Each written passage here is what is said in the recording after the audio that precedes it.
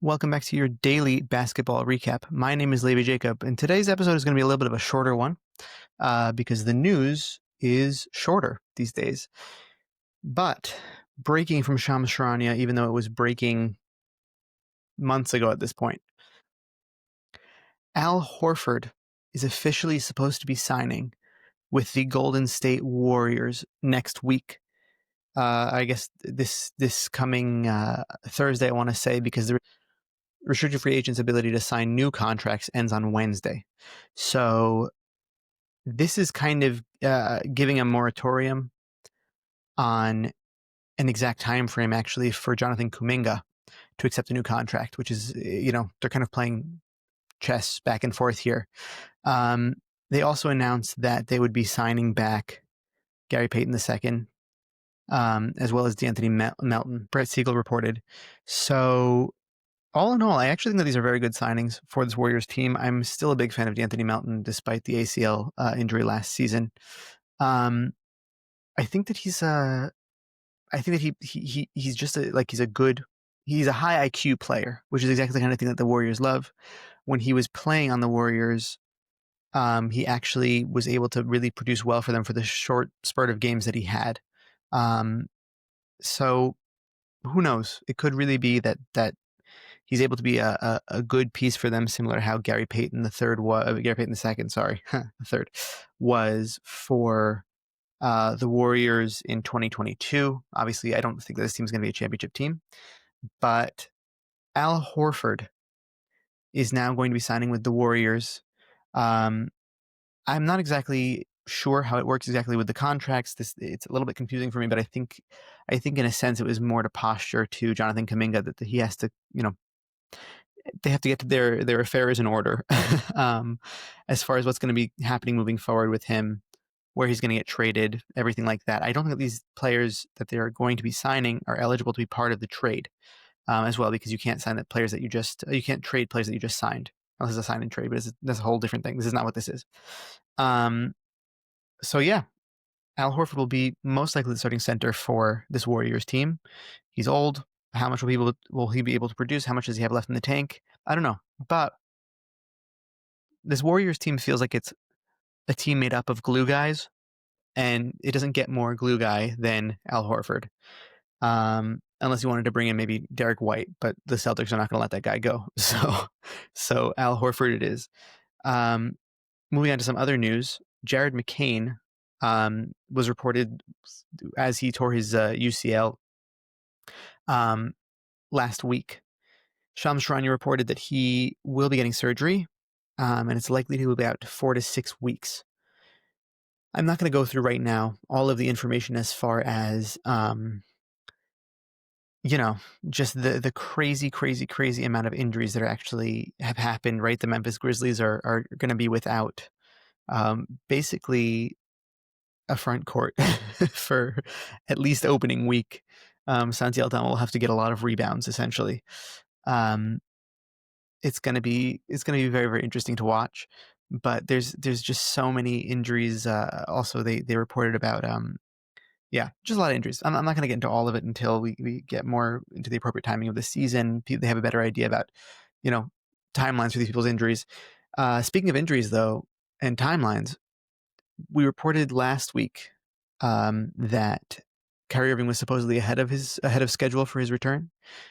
It's honestly looking that way for Jason Tatum as well. Some videos came out this weekend that, if you haven't seen them, go watch them. He's moving so fluidly. It's hard to believe that he had this horrendously bad injury in the playoffs last year. Like, he looks like it's a regular offseason shooting video. It could be that if the Celtics are in the middle of the conference next year by All-Star break and things are going well, who knows? Who knows what their chances are next year in regards to at least making it to the Eastern Conference Finals, because the East is so wide open. And especially with kind of, the assets that the Celtics have and what they can move depending on money and things like that. They could be a really interesting team. Specifically, he's able to come back sooner rather than later. And again, if you go watch those videos, That looks to be the case. Yeah, that's kind of it on the news front. There's not much else going on. We're going to go into later this week with Shlomo, ESPN's ranking of the top 100 players in the NBA. So look out for that. Keep an eye on that. As for now, I'm going to continue on with my ranking list of predictions for next year as far as the awards. We did Defensive Player of the Year for this upcoming season, what my predictions will be. I'm going to go through the first 5 from last year, just to give, some context. The voting results from last year are as follows. Austin Reeves, who looked much improved. Everybody was kind of asking if that was his ceiling, if he was the best third option in the NBA. He showed that probably on another team, he could be potentially second option. There's a lot of time that LeBron was off, or games that Luka missed in the second half of the season since the trade deadline, that he showed out. He really came through. Looks very, very impressive. Number 4 on the voting of the 2024-2025 results was Christian Braun. And that was further solidified in the playoffs. He played a really major role for this Denver Nuggets team. I'm sure that he will improve also moving into next year, just shooting more consistently, but he just showed that he's a competent basketball player. He's able to score, he's able to defend effectively, and he's able to just be a good piece next to Jokic, and just play good basketball for this Denver Nuggets team. And out of all the people they were discussing about being able to trade after they were bounced from the playoffs by the Oklahoma City Thunder, Christian Braun's name was never the one that came up. It was always everybody else, but he's there to stay for a while. He's a great two-way player, and it was reflected in the most improved player votes. Cade Cunningham was number 3. This guy, he's awesome. He's the real deal in my eyes. I know there's a lot of people who feel that people grade him based off of the potential of what he could be, and they apply that to now. In all honesty, I think that now he's also excellent. He's a great basketball player.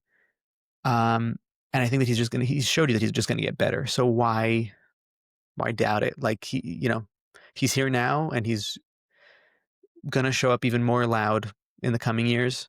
So again, much, much deserved. Also, he was people said he disappeared in last year's playoffs. I don't agree. I just think that was the first time they were in the playoffs. The year before that, they lost so many games. You know what I'm saying? Like he's going to be just fine in this league. Ivica Zubac was the runner-up for most improved player. He was also in some defensive player of the year discussion. Rightfully so. He became one of the biggest focal points for this Clippers team, as well as the fact that he was one of the most credible, consistent rebounders in the NBA last year. If not the most, DeBontis obviously always has an argument there. But he was awesome. He was really an awesome defensive player. His offensive ability, he got better at setting screens more effectively, and his rolling ability was great with James Harden. James Harden's always going to sweeten the deal for big men, so definitely deserved to be there.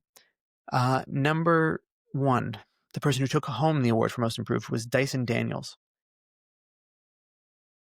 I think that New Orleans has been a team that has just made such unfortunate moves throughout the majority of the last few years. Like, I think that they might be 1A and 1B all by themselves. I don't think that anybody knew that he could do this. He could lead the league in steals like he did. He's the perfect defensive piece next to Trae Young. Honestly, he's also able to pick up the pace alongside him and just give size to let Trae Young do what he does. He's like a rich man's version of Patrick Beverley. He brings the defensive energy. He's able to do, I would say, even a little bit more than Patrick Beverley on offense. Hopefully his free throw percentage goes up a little bit. But I really like Dyson Daniels, and clearly most people who are voting for this award also do. I think that he should have gotten a little bit more consideration in the defensive player of the year discussion. Honestly, I think that's like, people kind of for some reason throw steals to the side. I think that if steals were so easy to get as people say, more people would do it. You know what I'm saying? Like, I don't know. I think that he really brought something on defense that was very unique that we haven't seen in a while, especially because of his size, but also the fact that he plays guard most of the time. Sometimes he plays forward, but most of the time it's guard. And he was absolutely deserving of this award. That being said, I would like to go into what my predictions are for this upcoming year, the 25-26 NBA season, for the most improved player. So to start off, I think Jaden Ivey will be number 5. I hope for his sake that he's able to play through the rest of this season healthy, through all of the season healthy. I think that Jaden Ivey is a very special talent, and he's going to prove why he is now. Malik Beasley fit into most of that role of what Jaden Ivey was last year. Now with Malik Beasley's status in the NBA, it's much more of a question if he will be back on this team, obviously. And I just think that Jaden Ivey has more upside as an all-around player, whether that is with the Pistons or if the Pistons decide to trade him this year because they think that they could get something more cohesive with a different player for his value. I think that he's going to show people that he really is a very good player. Before he got injured last year, he improved on the season before pretty effectively. He's a athletic guard who's very substantial for this modern NBA. I feel of him like he's similar. He could be a similar role to an Austin Reeves. I don't know if offensively he's as consistent, but I think that he's, if he's able to clear up with the injuries and be in a good position, I really think that's well within his means. And I think he'll be able to show it this season. I think that this season is going to be a big one for Tyrese Maxey. And that's why I have him 4th on the most improved player voting by the end of the year. He's going to have all the players around him that he needs to be successful and not be the primary defended person on offense. And he was able to benefit off of that for the past, not last year because everybody was gone, but the 2 years prior to this season, as well as the year before that, he really, really benefited from having Joel Embiid to play off of. And the Sixers are loaded right now as far as their talent. No matter what, you're going to have to put defenders on Paul George. Jared McCain hopefully will come back healthier after this injury, obviously. I just think that they're going to be. I think he's going to have a really big season, and I really feel like people are going to give him his due. I think that he's going to show that he can be a lead guard in this league with no issues. I think people really underrated his last season. So I think next season he'll get more recognition. Andrew Nembhard, as number 3 on this list, I think that he's going to take on more ball handling role. He's going to show why he's such an effective player. I'm a big Andrew Nembhard guy, actually. I think the proof is going to be in the pudding. I think that he's just going to show everybody that he's able to be a very, very effective role player. I don't think that he's going to be an all-star by any means. I don't think that he has the scoring prowess to do it. I don't think he has the facilitating prowess to do it. He's not going to be he's not going to step in and contribute the same stats that Tyrese Halliburton was able to. But I think that he's going to keep this team alive and well alongside Pascal Siakam while Halliburton is out, and show people why he deserves to be talked about more, honestly. The next player that I have as the runner-up is Amen Thompson. You were able to see it through so much of his performance last year. If you watched Amen Thompson play basketball, how much of a marvel he is.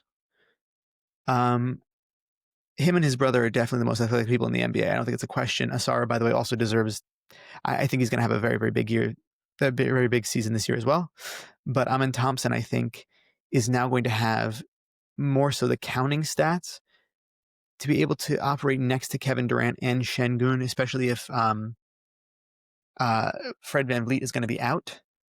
I just think that the counting stats are going to be there more. He's going to be able to, teams aren't going to be able to box him out as effectively, obviously. I just feel like overall, not only will the ball be in his hands more in optimal situations, but he's also be able to cut off ball. They just have more weapons this year and more of an offensive identity. And I think that he's really, really going to benefit from that, as well as just bring that same tenacious defense that he always does. And as my winner for this award, it was predicted based off of betting odds much earlier in the summer, but I do very much so believe it. I think that Deni Avdija is bringing this award home. He's such an underrated player. He's a great defender. He really is. And on offense, he's showed that he can carry a facilitating role as a forward while maintaining great stats. I don't think that he's going to be, if he's not an all-star this year, I think he'll get close to it. I don't think that he's a superstar by any means. I don't think that his potential is going to go much higher than what he already is. But what he already is a high IQ, high effort basketball player who's scrappy. And moving forward, I think will really contribute to the Trailblazers team being able to play more authentically good, potentially winning basketball. And I think that you saw it at the, towards the end of last year, they were playing closer to 500 basketball, along with Drew Holiday, and who on this team can't defend aside from Shaedon Sharpe. Everybody on this Trailblazers team is an aggressive defensive player, and he just likes to play in that European style team system, and Chauncey Billups loves to facilitate that as the coach.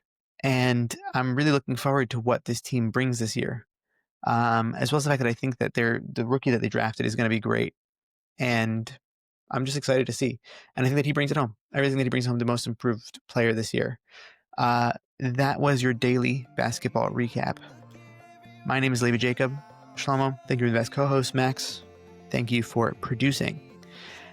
I want to thank you all for listening and watching. Please like, subscribe, all that good stuff. Please let me know in the comments what you think. If you think that my most improved players list is absolute nonsense, or if you like it. Anything that you think, who's going to be there, who's not going to be there, anything you want, please let us know. And have a great day. See you tomorrow.